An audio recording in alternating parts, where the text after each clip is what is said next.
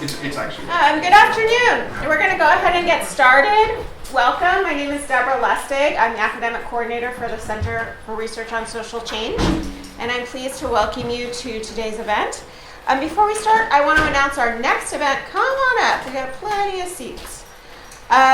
Lisa Bates, who is Associate Professor of Urban Studies and Planning at Portland State University, will give a talk titled How It Slips Away, We Still Here, A Blues Geography of Black Portland. And that will be on Thursday, April 6th from 4 to 5:30 in 170 Worcester Hall. And we have flyers for that and many other events out on the table there if you want to take a look. And also, if you're not on our email list and you would like to get emails of our announcements, be sure to put your email on the sign-in sheet. Could you please turn off or otherwise silence any devices that may make noise during today's event? So today, Anjuli Verma will speak for around 45 minutes, and that will be followed by question and answer. So it's my pleasure to introduce today's speaker, Anjuli Verma, who is a Chancellor's Postdoctoral Fellow here at UC Berkeley in the Jurisprudence and Social Policy program. She holds a PhD in Criminology, Law, and Society from UC Irvine. Come on in. This is a great time. I'm going to have a couple more people trickling in. It's perfect timing. Dr. Verma's doctoral research examined the causes and effects of deinstitutionalization and decarceration in California, with a focus on legal reform and organizational regulation and compliance processes. Her work has been funded by the National Science Foundation and the National Institute of Justice and published in Law and Society Review, the Annals of the American Academy of Political and Social Science, the Oxford Handbook on Prisons and Imprisonment, and the American Journal of Bioethics. Dr. Verma serves on the advisory board for the nonprofit research organization Justice Strategies. The title of today's talk, as you can see, is Incarceration Even a Word? The Legal Reform of Mass Incarceration in California. Please join me in welcoming Anjuli Verma. Even Deborah's slip of the tongue. Is incarceration even a word? Well, there you go. Is decarceration even a word? Well, thanks everyone for being here. The 44th President of the United States, Barack Obama, was the first sitting president ever to set foot inside a federal prison. And yet, just as former President Obama set foot inside the El Reno Correctional Institution in Oklahoma on July 16, 2015, there are more people leaving, so more people exiting, and more people being diverted from the prison gates, in fact, than at any time since 1973, which is the year that marks the beginning of contemporary mass incarceration in the U.S. After more than 3 decades of virtually uninterrupted growth, national incarceration rates finally began declining in 2007, and by 2009, the total imprisoned population in the U.S. began declining as well. And so this is a common image. I'm sure many of you have seen this. This is how we visualize the story of mass incarceration in the United States. So by 1970, sociologists and criminologists were developing a theory of the stability of punishment based on this kind of relatively flat trend since 1925, which just shows it's good not to live too long in this profession, because 3 years later, they would be shown that, of course, their theory had done nothing to predict what was about to happen, which was, of course, a historically unprecedented, in fact, globally unprecedented, skyrocketing of incarceration in the U.S. And so scholarship that attempts to explain this social fact, the social fact of mass incarceration, has surged in recent decades, and for good reason. However, my work pivots attention and begins to explore what might be an emerging social fact of the 21st century, which is prison stabilization, prison downsizing, and potentially decarceration, whatever that is. So part of the sort of unpacking of this emergent social fact of the 21st century of downsizing or decarceration is that it's actually a state and local story. So much of that sort of visual narrative of the rise of mass incarceration is at the national level, right? This is all state and federal. This reflects the rate of imprisonment in all state and federal prisons. And just honing in on the past decade of the drop after the mid part of the decade in total U.S. prison admissions, again, including both state and federal prisons, is also this kind of national depiction of the social fact. But part of explaining this social fact is that, in fact, the federal prison rate and population continue to grow pretty much unabated. There was a small reduction in the last year. But this was actually driven by state prison system declines. So it was the stabilization of the state prison population and rates in the first decade of the 21st century, and declines in just a few of the states, in fact, that explain that overall trend. And in fact, the epicenter of downsizing in the past decade has been from one state, and one state alone, a state that would have the nation's largest prison system, and in fact the Western world's largest prison system, and that would be California. So declines in California's imprisonment in the past decade actually account for 70% of that nationwide decline I showed you. And in the past year alone, continued to account for 50% of the overall decline. So the question is, California was in many ways a trailblazer. In the scholarship on mass incarceration, some of the policy vehicles that led to the dramatic surge in incarceration began right here in California, with the pioneering, innovating spirit we have to come up with policy vehicles that other states then adopt.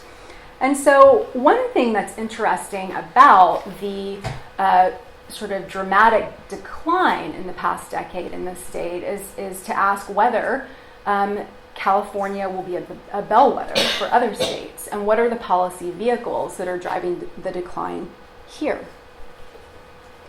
So what might explain this pretty dramatic downward trend in California? Well, if you're a criminologist, or if you're sort of just thinking through some of the common sense possible explanations, one of the first hypotheses that you might have is that crime was going down during this period.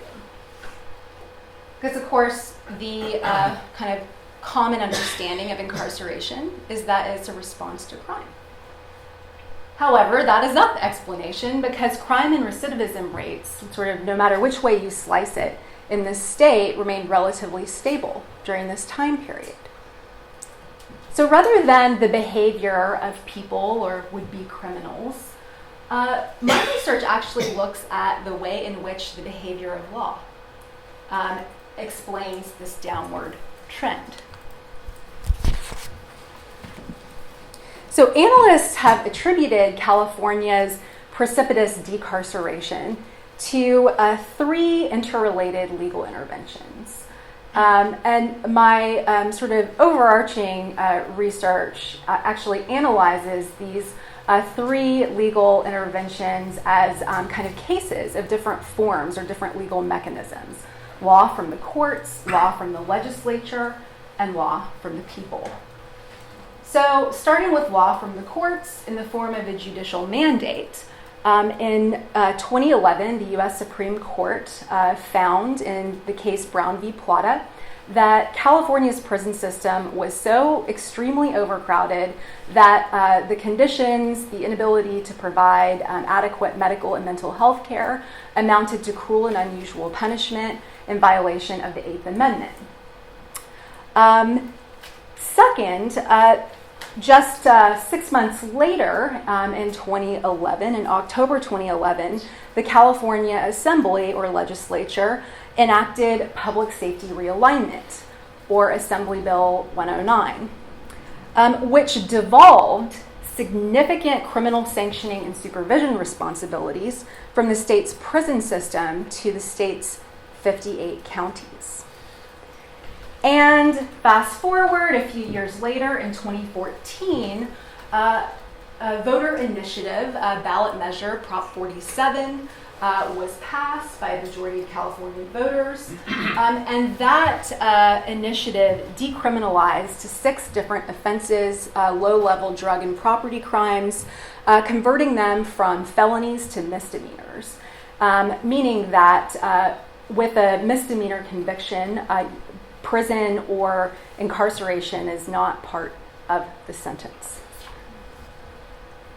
So now increasingly political figures of all stripes seem to have come to recognize mass incarceration, or at least prison overcrowding, as a problem. But at the same time, there's been less to no consensus about what exactly to do about it. And so the sort of intervention of research that tries to tell the story of the legal reform of mass incarceration in California, and that tries to kind of disaggregate the effects of these different kinds of legal mechanisms, these forms of law, has the potential to actually pinpoint some kind of different potholes, as it were, for compliance, for inducing legal compliance on these 3 kind of royal roads to reform by law. And so what I'm going to present today actually focuses in on this royal road, law from the legislature, but actually to grapple with it as a case of policy devolution. What does it mean to decentralize a kind of wicked policy problem from higher to lower levels of government? What kind of prospects and perils might exist there? So on May 23rd, the U.S. Supreme Court issues its 5-4 ruling. And what does it order the state to do? It orders the state to reduce its prison population to 137.5% of institutional design capacity within 2 years. So it's important to realize that when we talk about federal court interventions into state prison conditions cases, the Plata court, just as courts before, they don't issue orders that say, hey, you need to bring the number of people down of your prison population to a particular number. Okay, so the courts here are trying to balance the state's autonomy and the state's rights with the federal court's obligation, of course, to protect the 8th Amendment rights of prisoners. So the courts give the states kind of this percentage design capacity as a way of giving states some options about how to comply with this. So what has historically happened in states that have received these kinds of orders? Quite ironically, even though these prisoner rights cases are brought, kind of with decarceration or depopulating the prison as a kind of social movement goal, ironically, what states tend to do is they work this percentage by doing what? Expanding capacity, building more beds. So setting aside the question of whether, let's say, I would stay in a hotel that was 137.5% occupied of design capacity, just setting aside how that particular figure was arrived at, which is a dissertation chapter and an entirely separate talk. Let's take a minute to kind of put ourselves in the shoes of Governor Brown. How many of you have been to the state capitol? And have you walked through the halls where there are the portraits of all governors past and present? And have you noticed Jerry Brown's unique portraiture? No? Well, it's kind of an incredible thing because you walk and you just, many of them are these like very realistic paintings. They almost look like pictures. There's the governor standing in front of the Capitol with a suit, maybe a dog, flag flying in the background. And here you have Governor Brown's kind of postmodern, existentially unsure furrowed brow. Just the kind of his first term time? It is, not to digress, but it is from his first term, and in fact, his second term's portraiture, there's a missing space there because the artist who did this first one was commissioned to do his second term portrait, but they got in a fight. And the tour guides at the California Capitol will tell you that there is a halfway completed version that looks more disturbing than this one. Locked somewhere in the vaults of the Capitol. So we may have to wait until the end of his term for it to be completed, or maybe they'll hang it as an incomplete, half-finished, angry portrait. Who knows? But I put this picture up here just because I think it kind of captures the practical, political, and administrative dilemma, the rock and a hard place that the governor is in. Ironically, having been party to an initiator of many of the policy vehicles and administrative decisions that gave rise to California's unconstitutionally overcrowded conditions, and now the chickens are coming home to roost, are they not? So, although this 2-year deadline got negotiated, the state fought that, it got extended. On May 23rd, 2011, Governor Brown is essentially responsible for somehow meeting this 137.5% of design capacity figure, which at the time, the prison system hovered around 200% occupancy of its design capacity. And that is definitely a hotel that I do not want to stay in. So what are his choices? What are his choices about how to comply? Well, just to kind of convert this percentage into bodies, as it were, on May 23rd, 2011, the state would have had to release 46,000 people in its prisons to get down to 137.5% of capacity. There are obvious political risks to doing that. There are potentially very real, some rhetorical, some politicized public safety risks. How do you decide who to let out? Who's the least risky? What's the process? Also, given California's extensive prison construction history, even building prisons when there wasn't money, taking out bonds, indebting the state over and over and over again to triple its number of prisons over only 40 years. Well, he could just, galvanize those same kind of templates to work the percentage and expand capacity. But the Great Recession, we're coming sort of off of that. There was, I think, in reality, a more severe fiscal emergency that the state was laboring under at this kind of particular moment. And that kind of combined with this ambivalence about, in public opinion, about the wisdom of prisons, and a deep and a bipartisan, and in some quarters, deep critique of mass incarceration. So what does Governor Brown do to comply? Well, the state sought its solution to this compliance dilemma by putting an end to what criminologists Frank Zimring here at Berkeley and Gordon Hawkins earlier called the county correctional free lunch. What is the free lunch?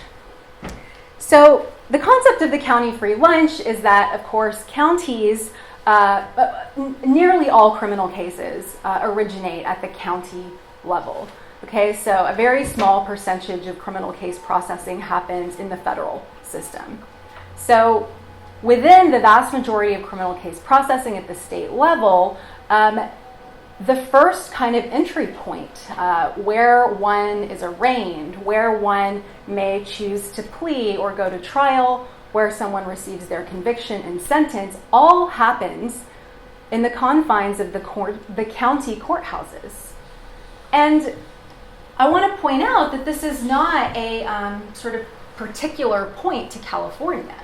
The county free lunch, the correctional free lunch, is built in. It's a structural feature of the criminal justice system in every state.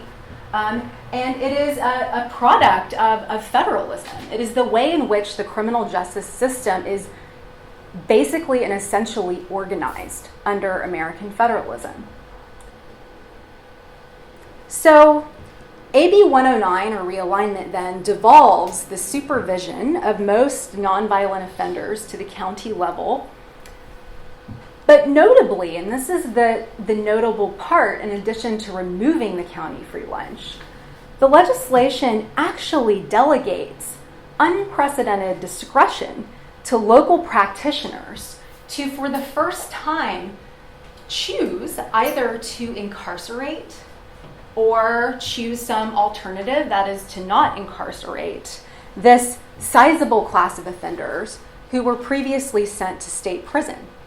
So these county practitioners can choose to punish these offenses through sentencing offenders to time in local jails, but not to prisons, or choose alternatives.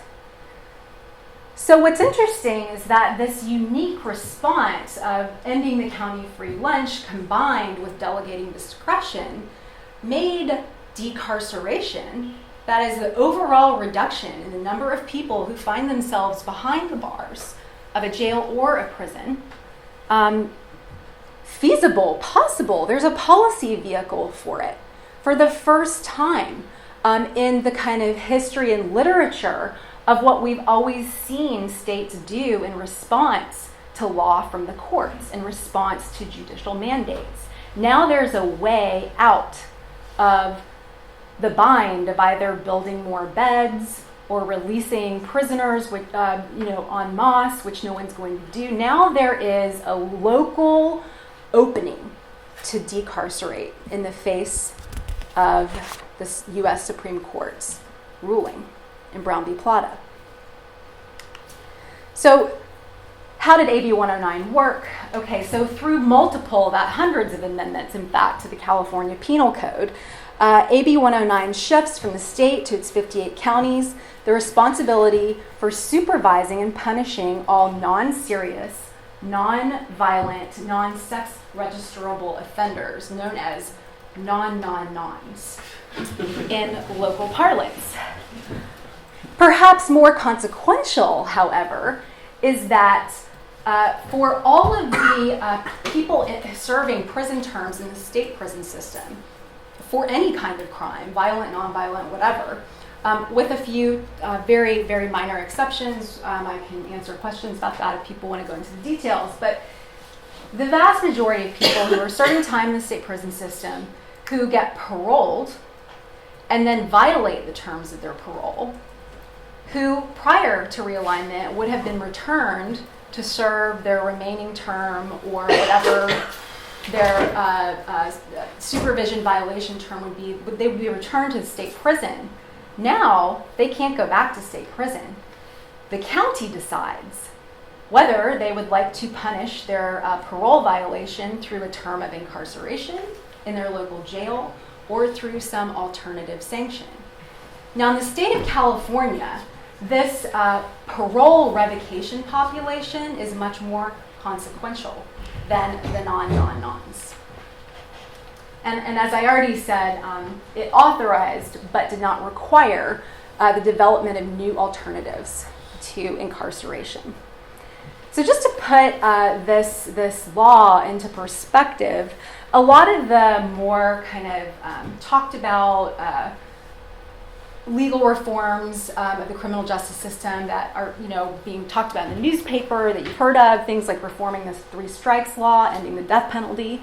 Well, in California, the recent reform of our notorious 3 strikes law stood to affect an estimated 8,900 people in prison.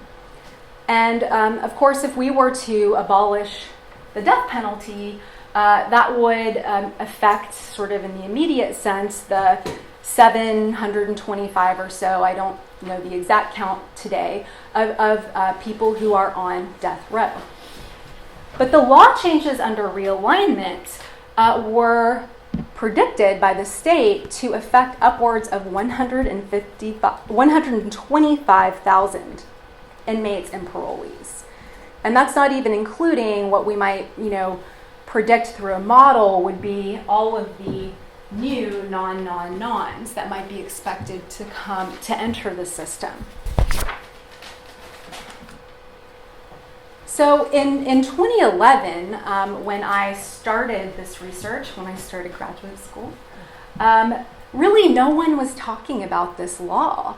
And there were some little kind of ruptures and the kind of silence and confusion, I think, around this kind of very complicated, hundreds and hundreds of changes to the Penal Code, Assembly Bill 109.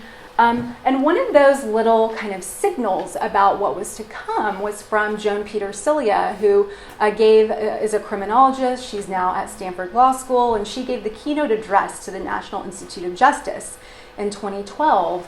And she explained the concept of realignment, the county free lunch, the policy devolution, the delegation of discretion to local practitioners, to a national audience that had until then been largely unaware of what was happening in the largest prison system in the nation and Western world. And she said about realignment that it was, quote, the biggest criminal justice experiment ever conducted in America, and most people don't even know it's happening. Around the same time, The Economist wrote about realignment as one of the great experiments in American incarceration policy. So the kind of trope of this policy reform, this legal intervention as an experiment, of course, raises the question of what exactly is this experiment designed to test? If it's at least rhetorically being described as a great experiment, I mean, America was, de Tocqueville described America as the great experiment. Okay, so now realignment is a great experiment. What is this experiment testing? Well, the main outcome of interest of the experiment for those who kind of use that rhetorical vehicle to place it in history and to contextualize it, as well as within the academy, as well as within criminology, as well as within the realm of policy research happening at think tanks, was sort of this unexamined sort of assumption that this experiment is designed to test the effects of policy devolution, discretion to local officials, removal of the free lunch, as in terms of its effects on crime and its effects on recidivism. So, will crime go up? Will there be this kind of emergency surge of crime in the wake of the next great American experiment? Well, my research focuses on another kind of question, engages California's great experiment in terms of whether it will lead to system-wide decarceration. That is, whether it will lead to less people being behind the bars of a prison or a jail as a result. And regardless of, what we can glean about the intent of the law, was the intent of realignment decarceration? Or was the intent of the law merely to get the court off the state's back, right? What was the intent of the law?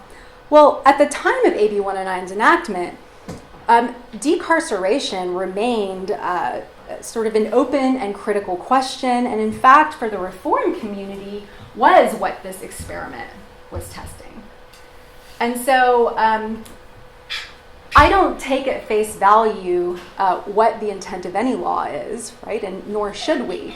But I sort of am explicitly adopting one way in which the results of the great experiment were positioned as being tested from social movement actors, from liberal reformist groups to prison abolition groups.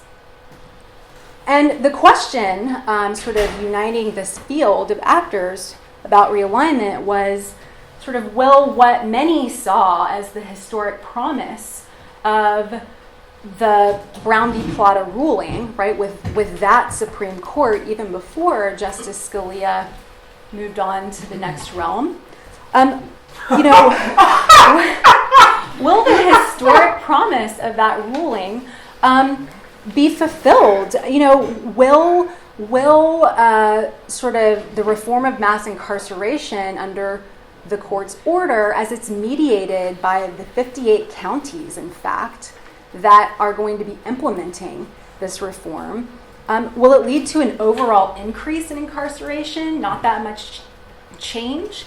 Or will it sort of relocate the main site of incarceration in this state from the state centralized kind of state prison system to a more decentralized kind of archipelago of local jails? And so, kind of put differently, might this great experiment turn out to be nothing more and nothing less than a kind of great migration across institutions? And I've talked about that in terms of carceral institutions, right? The migration from the state prisons to the local jails, but that's not even to mention, right, all of the other kinds of institutions that can be carceral, or that may become carceral in the wake of these migrations rather than decarceration. So this is just an aggregated trend of the 58 counties' rate of state prison use in the decade leading up to realignment. And I just want to take a minute to explain this measure of the rate of state prison use by a county. This is a way of measuring the kind of scale of each county's free lunch. Okay, if you can imagine that of the 58 counties, some people have a supersized free lunch, some people have the kid-sized meal, this is all of the counties put together. Okay, so you just see, if we were going to talk about the county free lunch in aggregate, we see this sort of increasing reliance on the rate of sending people up to state prison. Okay, this is like generalized to per 100,000 people in each county's population for each of the years. And then you see, even before realignment and Plata and all of that, already a downward trend. So the starting point for my research, sort of first getting beneath the national story of mass incarceration and attendantly the national story of this potentially emerging social fact of prison downsizing, is actually to drill even further down into the underlying variation in counties' state prison use, or the size of each county's free lunch. I could have shown you a much more complicated figure that gives you the rate by each county for each of the 10 years in the decade leading up to realignment, which would reveal even another dimension of variation, which is the different trends over the decades even within a county. But here I've just given you the averages. And the point here is just to show the remarkable kind of historical variation in the reliance on the state prison system among the counties. If you can think of the decade before realignment as just kind of setting the stage for the size of the dose of the reform that's about to come in 2011. And remember, this is standardized by county population. Okay, so in counties that are like at the supersized Golden Corral buffet feast county lunch level, right? The Kern counties, the King counties, the San Bernardinos, etc. Realignment is going to be delivering them this very huge shock.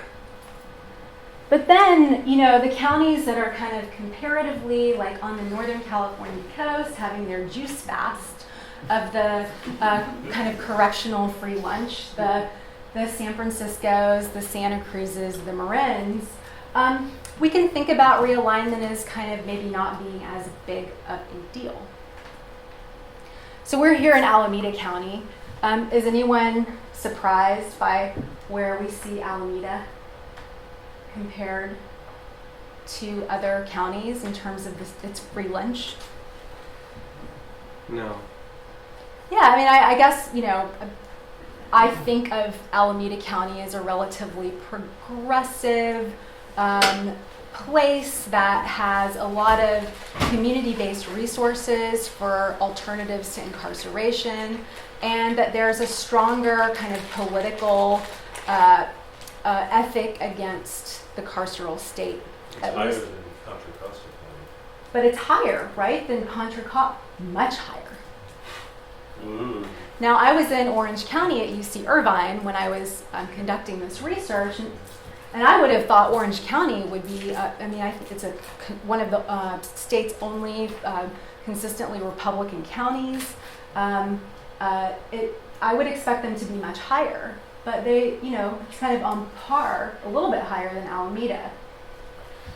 So even though, and this is just purely descriptive, okay? What realignment did is it shined a light on the variation here. And for the first time, it became really salient from a practical perspective among criminal justice practitioners, but also for advocates who were looking right now to kind of trace the effects of this great experiment in realignment. It's very relevant to have this array, right? And there are, while there are some expected things, right, like the Central Valley counties and Empire counties, there are puzzles that kind of lie beneath the counties that you would think would have been feasting on a larger free lunch, or counties that you would think would be about the same as each other. There are a number of puzzles here that reveal themselves.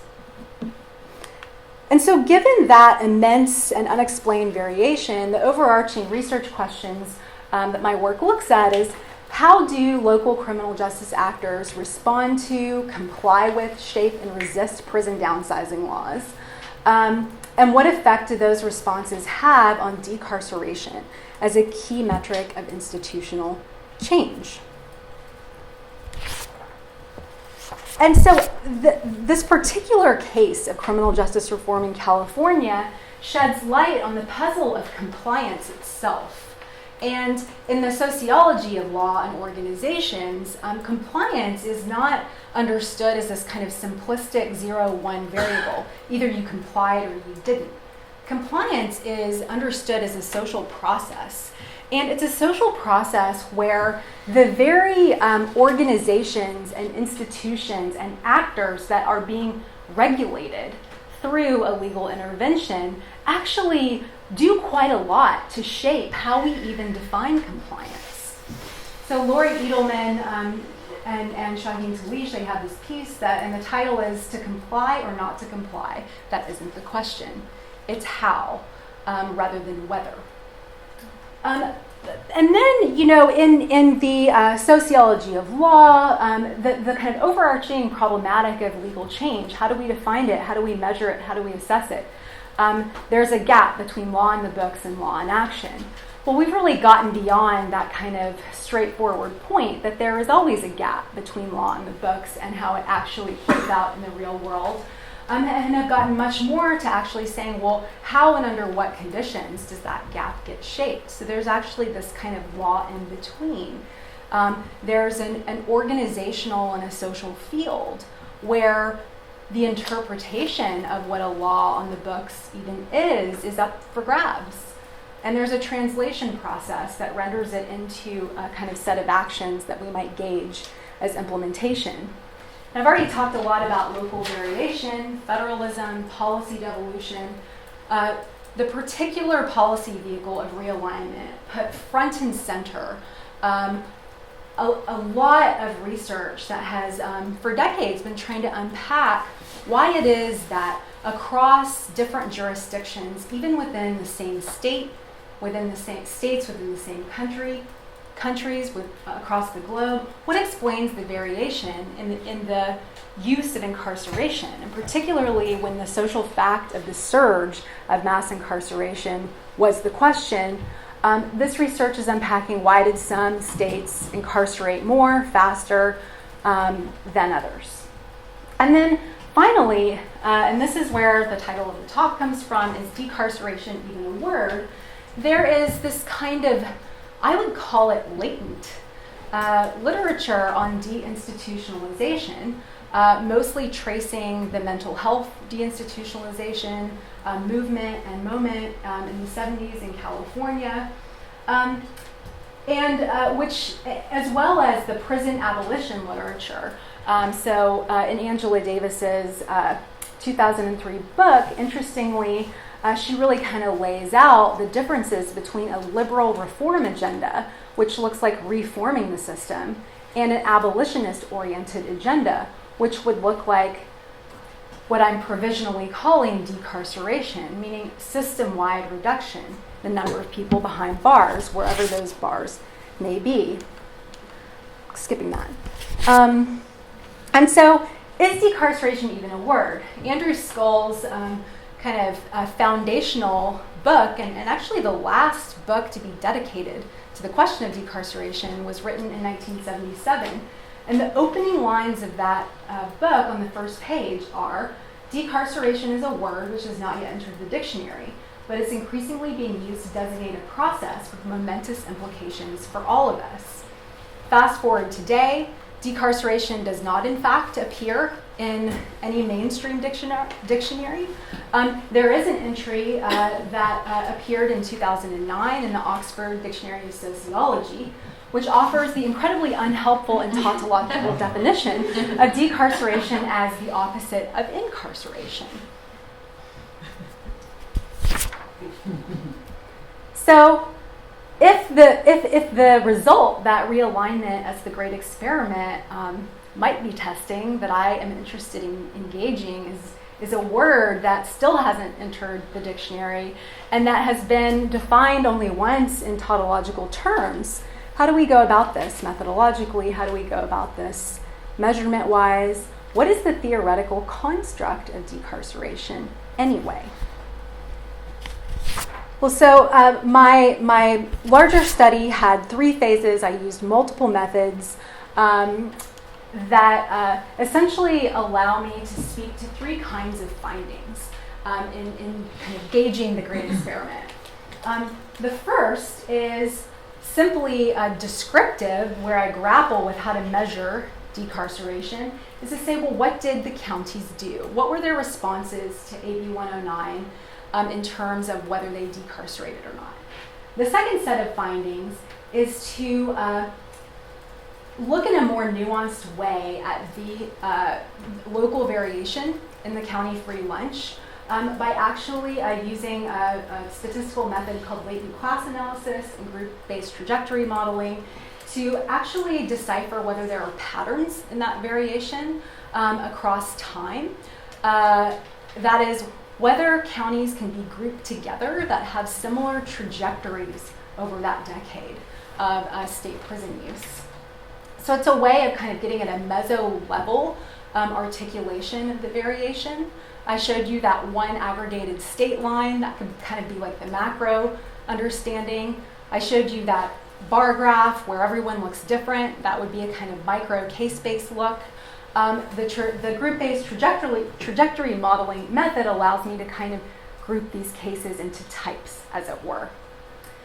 And then finally, a qualitative content analysis of organizational documents and ongoing field research to get at actually a more mechanistic and processual account of the local legal translation processes and logics of compliance in particular counties that will explain, right, their decarceration responses. So first, again, this is descriptive, but I think it's analytic in the context of us having not developed any measure or even definition of decarceration. I took a 3-year time period before realignment, a 3-year time period after realignment of changes in the both admission counts and rates of each county's use of state prison, but also use of their own local jail. And essentially, what I found, so there are all these theoretical possibilities, right? Like a county could, under realignment, reduce their use of the state prison system while also reducing the use of their jail system. Their jail system could remain constant, or it could increase or decrease. You can imagine all these different possibilities. So only 4 scenarios came up in my data. So the first is what I would call decarceration, which is a system-wide reduction in county incarceration where both prison and jail incarceration rates declined under AB 109. 17 counties demonstrated decarceration as I define it here. Next, what I define as prison to jail displacement is where a decrease in prison incarceration is accompanied by an increase in jail incarceration. Okay? But it's distinct from the next scenario, which is prison to jail transfer, where the increases in the jail incarceration rate in fact exceed or offset declines in prison incarceration. And we can think of the transfer scenario as being a sort of more clear measurement of trans-institutionalization, where the implication is that more bodies, right, not less, would be behind some bar as a result. Whereas here we just see directionality as opposed to level. And then finally, incarceration, which only one county indicated that. I didn't know that would be possible to somehow increase your use of state prison in light of realignment. But it was. Which county? There you go, right here. So we can see that displacement, sort of just this directional trans-institutionalization effect from prisons to jails, I observed occurring in the most number of counties, 31. And the actual transfer, the offsetting, what I would call the kind of real trans-institutionalization effects, we saw in only 8 cases. So I can ask the same question again. Are we surprised about where Alameda is? Maybe, maybe not. Orange County. Where's Orange County? Orange County is a displacement county. I was not surprised by that. I would have thought that maybe would have been more of a transfer, but I would have been very surprised if they were a decarceration county. Okay, so what then do these AB 109 responses gauged in terms of decarceration, as I've defined and measured it, have to do with the county free lunch, the size of the county free lunch that they were feasting on or juice fasting on this in the decade leading up to realignment? And I have how much longer, Doctor? 5 minutes. 5 minutes, okay. Perfect. Using the latent class trajectory modeling approach, which, as I said before, statistically identifies groups of counties that hang together based on similar trajectories of state prison use in each of the years in the decade leading up to realignment, I identified 5 distinct groups. So in this modeling technique, it could be that sometimes the model will not find any statistically significant groupings. And the implication there is that you have kind of something that approaches near perfect variation among your cases. So when you're able to actually identify groups, what it's suggesting in a kind of inductive way, even though it's using statistical methods and a Bayesian information criterion to make these selections, it's indicating that there is something similar, right, in the behavior over time of each of these groups. And then that raises a set of questions and hypotheses about now different types of counties, as opposed to doing a case-based study of every single county. And what's interesting actually about the application of the method is that it's mainly used in life course, criminology, and medical research to sort of identify typologies of disease progression or typologies of criminal offending over a life course where the cases are actually individuals, they're people. In this research, the cases are the counties. And so you can think of the trajectories as sort of being different types, different trajectories of punishment using state prison behavior. So it's one of the only pieces of research in a very small literature that's applying the method to jurisdictional units rather than people. So I identified 5 groups to show you here. These are the trajectory groups plotted by me. And starting at the top, this is what I call the high increasing group. This group actually only had 5 counties. So it is by no means the kind of modal trajectory. We would, in the group-based trajectory modeling lingo, actually call it a deviant group. I didn't make that up. It's a deviant group. Then we have the high decreasing group, which is an even more deviant group of only 3 counties. So these are counties that were some of using state prison at some of the highest levels in the state, but oddly decreased and pretty significantly over the decade. Then we have what we call our modal group, the middle increasing group, which is a kind of relatively low level, but that follows this curve throughout the decade. That's 19 counties. The middle decreasing to stable group here is 15 counties. And then our lowest level and also decreasing trajectory group is 16 counties.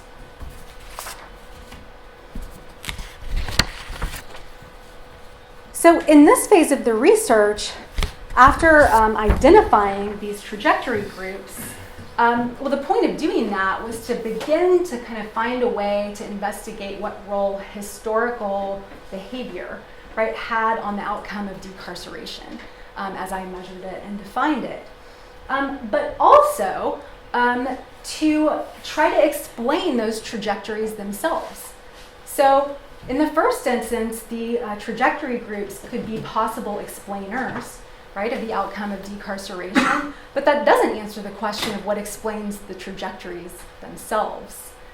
And so this is just a summary table of a range of social, political, economic, and kind of institutional capacity characteristics of each county. These are kind of theorized in the literature on local variation. And these are the mean values for each of those variables for each of the trajectory groups. So what this simple summary begins to do is kind of build what the life course medical sociologists and criminologists call a risk profile. So now we can start talking about a type of county that falls into, let's say, a high increasing group, which we know is a deviant kind of type of county, and we can start to look at the differences and similarities according to these social, political, economic, demographic factors between that group and another group. So what we're doing here is kind of building towards more of a typology of local variation. But of course, what this doesn't do is actually sort of answer the causal question of what the relative predictive effects of something like the crime rate or the poverty rate or the percent registered Republican are on predicting the trajectories. And it also doesn't answer the causal question of what all of those variables and in turn membership in a given trajectory group does to predict the observed outcome of decarceration. And so to accomplish that through a multinomial logistic regression analysis on the effects of these variables on membership in the trajectory group, and then a binomial logistic regression analysis of the variables membership in the trajectory group on the single outcome of decarceration under AB 109. Sort of reveals, and this is a conceptual summary, right, of all of those many tables that I'm not going to show you, but are supplementary slides if anyone wants to go there. So this conceptual summary is essentially, I grouped my trajectory groups into high, middle, and or low imprisonment groups. So I kind of just consolidated from the 5 groups to the 3 groups for clarity of presentation. And then we have decarceration. That's the responses, right, that I measured to AB 109. And all of the variables that were analyzed in the logistic regressions. So this null kind of figure means no statistically significant effects. Plus means a positive effect, positive statistically significant prediction on each of these outcomes. A negative means predicted negative effects. And this very curious one, null/negative. I will explain that momentarily. So the things that are not surprising in light of the literature about this is that I found that the crime rate, which I use the type 1 crime rate, so that is an index of serious and property offenses, has no statistically significant explanatory value in understanding why a county fell into a high versus a middle versus a low imprisonment group in the decade leading up to realignment. Nor does it contribute any explanatory value to understanding why that county responded to AB 109 in the way it did. Okay, so that replicates findings that crime alone doesn't explain social control. I also found, however, that the percentage of jail occupancy, which we could kind of think of as a capacity measure, like how many beds are available to kind of put people in response to AB 109, but also how many local jail beds are available in deciding how much to rely on the state prison system, statistically insignificant. Okay, that's not in line with previous literature, which predicts that greater capacity leads to greater incarceration. So the indicators in blue are essentially variables where through disaggregating through these various stages of research into types of counties and on the different outcomes of imprisonment versus decarceration, we have inconsistent predictions. Such that, for instance, the percentage in poverty replicates previous literature where the more poverty in a county, the more incarceration we would predict. In turn, the less incarceration, the less low incarceration we could predict. Okay, so all of this is replicating. But how can we explain somehow that greater percentage in poverty positively predicts the outcome of decarceration? Let us say that this measure here now is a 0-1. Did the county fall into that group of decarcerators as I measured it? Okay, so how can it be that poverty predicts decarceration even as it predicts high incarceration? Okay, income inequality similarly predicts high incarceration. it's statistically insignificant when looking at decarceration. The percentage of the population that's Black consistently predicts high incarceration. However, it has no statistical significance in predicting decarceration in response to AB 109 unless and until the membership in previous trajectory groups is included in the model. When the model includes and accounts for, as it were, previous trajectories of state prison use, the county free lunch, the percentage in the population Black is revealed to negatively predict decarceration. So there's something about the historical behavior that was sort of masking that effect. The percentage Latino, now this was kind of contradicting the literature all around, where I found that counties with higher percentages of the population Latino actually were predicted to have less, were predicted to fall into lower imprisonment trajectory groups. And so there was kind of a protective effect, as it were, of having a higher proportion of Latinos in the county's population for like mass incarceration, at least in this decade, but insignificant in explaining decarceration. So I'll just focus on the last, I could talk about each of these, but the other interesting thing is I tested political participation, simply the percentage in the county who are registered to vote, regardless of political affiliation. That was a statistically significant negative predictor of high imprisonment, but insignificant in explaining decarceration. Also, because California has the ballot initiative, the voter initiative process, I was able to construct a factor that is a bit more nuanced than percentage Republican and kind of gauging the conservativeness of counties, because I was able to essentially select all of the criminal justice or penal-oriented propositions during this time frame. I can tell you how I coded them as being punitive or not, but essentially the factor measures the support for punitive penal voter ballot initiatives in this decade.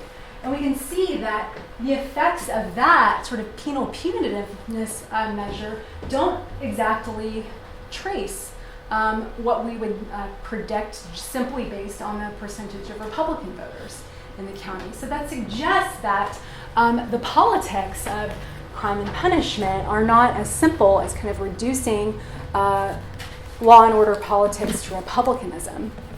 And in fact, the percentage yes on punitive penal propositions was a statistically significant predictor for high imprisonment, where if I had never tested that, it would have appeared as if republicanism had no effect, had no significant effect.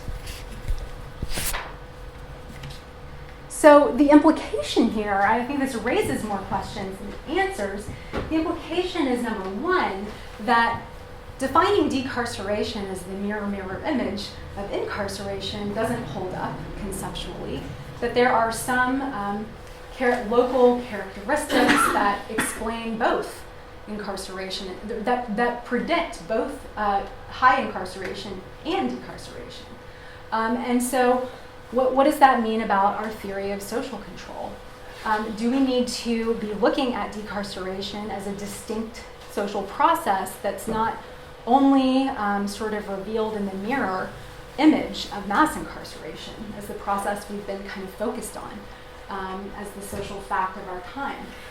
And also that the meaning of some of these variables, like what it means to be a county with a certain percentage of Republican voters, or a highly Black, highly Latino county, means something different, right? And it's kind of common sense when you think about it.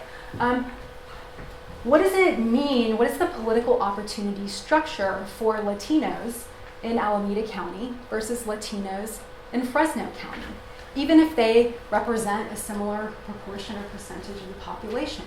What does it mean to be a registered Republican in the predominantly Democratic county of Marin versus a registered Republican in the largely Republican county of Orange County? the endogenous nature of defining compliance with law, as it were, seems somehow related to endogenously derived meanings of variables that we kind of, in the literature and our kind of common mass incarceration account, we had assigned a kind of static meaning to. And so I'm just gonna blow right through this and end with the fact that I picked, randomly selected one county from each of those trajectory groups, and I've completed field work in 3 of them. I'm currently finishing field work in 2 of them. And the idea of the field work, the ethnographic research, which entails court observation, interviews, organizational document analysis, is to get at the limitations of the scale at which, my analysis so far that I presented to you today has been working at, which is at a statistical level. And that essentially yielded that conceptual chart that raises a lot more questions than it answers.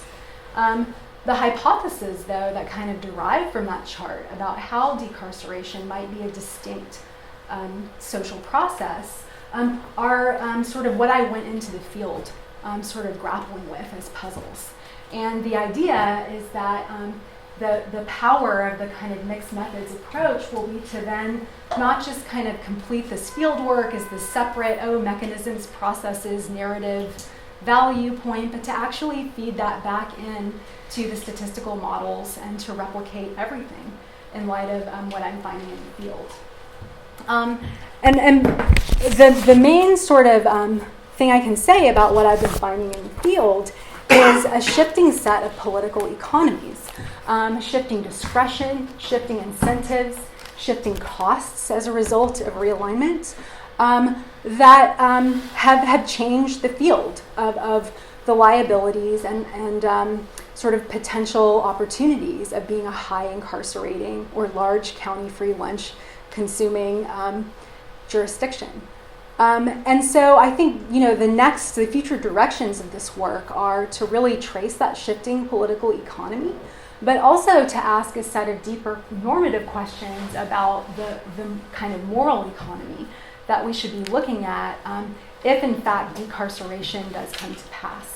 And what life is sort of for people who no longer find themselves behind the bars of a prison.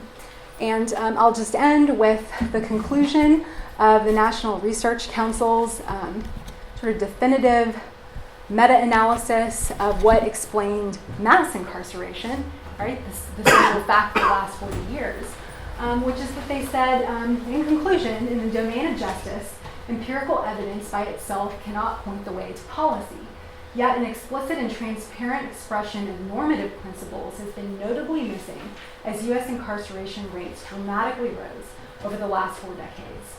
Normative principles have deep roots in jurisprudence and theories of governance and are needed to supplement empirical evidence to guide future policy and research. So that is a reminder to be humble about our empirical, social scientific vehicles for producing knowledge in this case, and to remember that we should always circle back to a set of normative questions that our empirical work may not definitively answer, but shed light on. Thank you.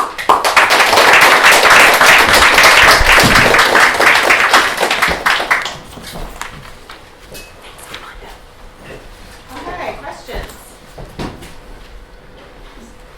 Maybe I'll ask the first question. So you showed us that some counties had actual decarceration as you defined it. Some counties had actually more incarceration. What about overall statewide? Was there actual decarceration in the sense of fewer bodies behind bars? Because the initial slides, I could read the fine print, and they said does not include jail, so I was wondering. Yeah, so in the state of California, like as of today, there are less people behind the bars of a state prison or a local jail than before realignment. However, it's impossible to attribute that to realignment alone because dissertation chapter number 6 of Prop 47 which actually its own period effects are much more significant than realignment. What I ultimately argue, though, is that the power of realignment is the shifting political economy's point. That removing the county free lunch and changing the incentive structure is actually it's reorganizing and restructuring the system in ways that I think lend themselves to decarceration. Prop 47 was a moment in which the state's voters were able to impose decriminalization.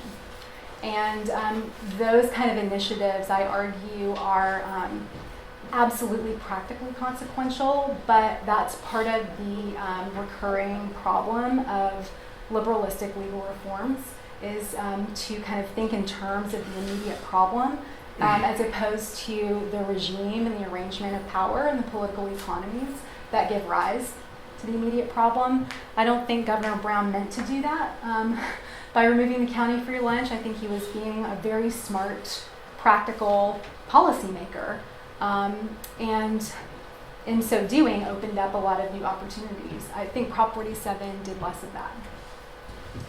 Yeah. Yes. Well, I might have two questions if you let me, but the first one is just a curiosity I have about something that you may or may not be able to shed light on with your data. California has historically had a very high rate of violating people on parole and sending them back to prison. CDCR has been reporting a lower such rate in the last few years. So is this because the people who decide to do this work at the county level, parole officers, and they suddenly have to pay the cost of reincarcerating people on parole? I mean, is this a kind of unanticipated good effect of incarceration? Well, so, can you speak to that? Yeah, so I can speak to the fact that just looking at the data alone, the recidivism rate is what we would call it, the returning people who are return to prison rate, they call it, Yeah. So that went down after realignment, and one of the questions I had going into the field was now that all of these revocations are being actually not only returned to county jail but processed in the county courthouse. There used to be a separate state parole calendar that was completely apart. Now that is county prosecutors, county public defenders. The whole thing is the costs are internalized. So yeah, my understanding is yes, of course, that means that explains why the recidivism rate has fallen. But what I learned is something I should have already known because it was made public and I didn't put it together, is that the different professional association of county practitioners, so we have a California Probation Officers Association, we have the county sheriffs, all of these professional groups, right, lobby at the state level. And they got together and lobbied to change the official definition of return to prison, return to custody, of recidivism, and basically heightened the standard of how the recidivism rate would be defined. So it used to be that reconviction without return to custody was also included in the calculation of the statewide recidivism rate, and now after realignment, it's only return to custody. So that's how California can report a 30% reduction in its recidivism rate after the U.S. Supreme Court's order in Brown v. Plata, is partially a definitional change. So as a criminologist, I can go in and promise any jurisdiction a 30% reduction in their recidivism rate if they will only allow me to change the definition. So, there are two things going on there, and I think the power of discourse and the power of who decides how to report the data is also a piece of it. But all of that, of course, being fed and fueled because of realignment. So these are not unrelated. These are mutually constituting. My impression from hanging out for a couple of years, I guess, in the Alameda County meetings of the Community Correctional Partnership. Yeah, the CCPs. So this goes on in every county, I guess, where the DA and the sheriff and the PD? Only recently. So one of the, what I would call a radical restructuring in the kind of shifting political economy as a result of realignment is that these correctional partnerships had been created back in 2006 through previous legislation. They were very symbolic, but realignment required the executives of each of the agencies that within each of the counties form this partnership. So that's probation, sheriff, district attorney, public defender, municipal police, and health and human services, behavioral health, mental health. It's called different things in different counties. That the heads of each of those agencies would have to meet on a quarterly basis, that the chair of this committee would be the chief of probation, which was a surprising allocation of leadership when many county officials have told me that the DA runs the county, or the police run the county, or the sheriff runs the county. The probation officers do not ever run the county. But now, under realignment, they were chairing this group, and in order to get funding that came with realignment, this group has to publish an implementation plan every year. So all the slides I skipped past are my content analysis of those plans, where I essentially sort of identify differences in entire logics about the legitimacy of law and legal regulation in this policy area. And my field research has been completely oriented around going to those meetings and trying to interview each of those executives in these, dramatically different counties. And the local kind of regimes, right, in which these groups are meeting are incredibly different. And trying to understand the power dynamics in Kern County is not telling me much about the dynamics in Marin County, except that there are differences, right? So, yeah. I think that was a fantastic presentation. Thank you. I have two questions. One is super easy, and that is your research published anywhere else but your dissertation? And is your dissertation online or being embargoed? dissertation's embargoed. Okay. It's so the content analysis of plans, Yeah. the realignment plans, is published in Law and Society Review Okay. in a 2015 article called "The Law Before." The trajectory analysis and the logistic regressions with the conceptual summary there, all of that is reported in detail in a 2016 article in the Annals of the American Academy of Political and Social Science. And then there's a forthcoming piece co-authored in ethnography that is actually methodological. It goes into kind of the sampling design for the ethnographic case studies, using meso-level typologies to do probability-based sampling, if anyone's interested in that. So the qualitative findings are still in progress, so not published yet. Okay, so my second question, Uh-huh. and you were touching on it with respect to maybe percent Republican doesn't tell us the whole story. Mhm. And there's been, you might have mentioned this at the beginning, there's a larger narrative in terms of this bipartisanship for reform. And so I was wondering, just, and then we had a recent documentary with 13th that probably Yep. really provides some more public information. And so I was curious if you could just kind of speak to whatever comes to mind of or the national bipartisanship or the county level, Mhm. the state, or whatever you've come across in your observations and research. Yeah, so I have a bit of a critique, I think, of what so far has been sort of engaged in the academic literature about this kind of recent bipartisanship. The critique of the kind of right on crime conservatives coming to the reform table is simple, and I agree with that, there are different motivations. I mean, this is a coalition. People come with different interests, and the right on crime interests are not in abolition or social justice, but more in deregulation.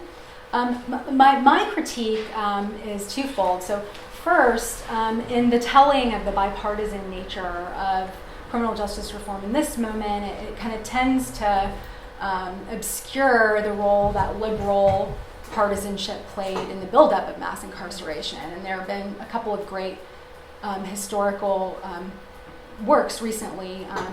Naomi Murakawa's The First Civil Right. Lisa Miller's work on the perils of federalism shows how, if we were looking at percent Democrat, during the mass incarceration surge era, we would see liberals being very much a part of the problem, as it were.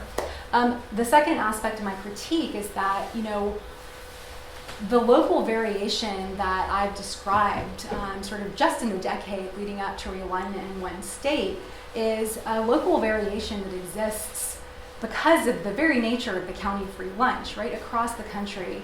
And what hasn't been interrogated is to kind of turn a lot of these questions about local variation and the endogeneity of politics. I mean, if it's true that republicanism means something different in one locale, if it's true that the same law gets translated according to different logics and effects in a jurisdiction depending on the endogeneity of the meaning of these kinds of things, then the local variation that's sort of underneath that big story of bipartisanship seems to me more important if we want to get at the keys to solving the problem or the puzzle of achieving decarceration, because it won't just mean building alliances with political parties.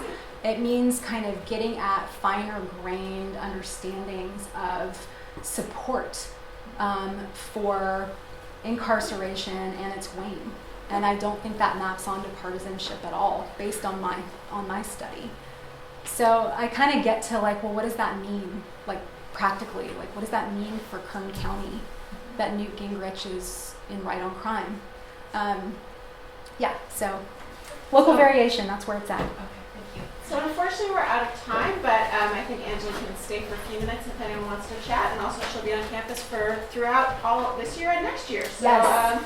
Thank you all so much for coming, and thank you to Anjuli. Here's my Verma. email address. Please get in touch if you Great. Thanks so much.